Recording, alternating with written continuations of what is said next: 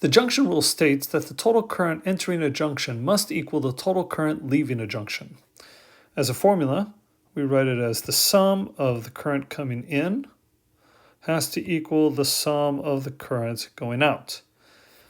Now, the junction rule immediately begs the question, what is a junction? A junction is the point where two or more wires come together. So you can see right here I have two wires. I have a blue one. Here's my blue one. And I have this green one. Okay. And so I'll bring them together. And right there, right here, that's the junction. And so the junction rule says the current coming in has to equal the current coming out. So that means if I have current coming in, we'll say 5 amps coming in. Well, then guess what? I've got to have 5 amps coming out.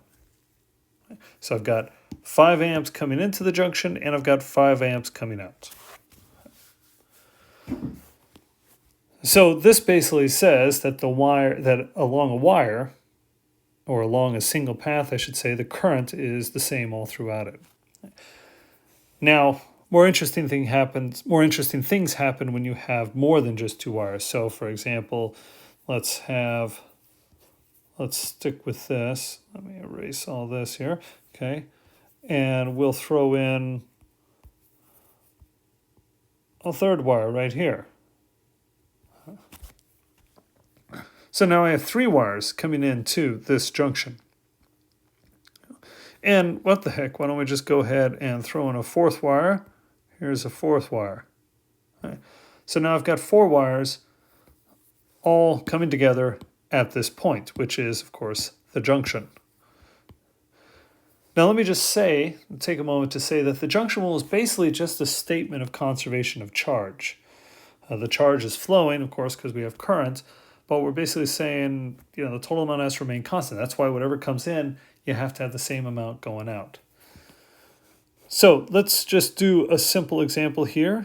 Going back, we'll say, okay, we've got 10 amps coming in here, and we'll just say we've got 4 amps coming there, and let's make this one, here we go, 7 amps leaving.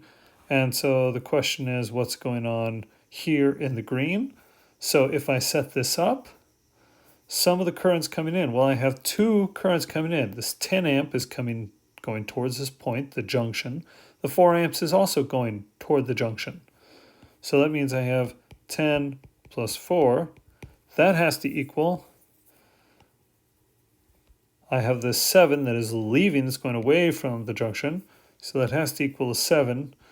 Now I can do this math in my head. I can see that 10 plus 4 is more than 7. So that means there must be, we'll call it IG for the green wire. There must be some more leaving. 10 plus 4 is 14. This is 7 plus IG. And so hopefully you can see that this means that the green current must be 7 amps. And that's all there is to it.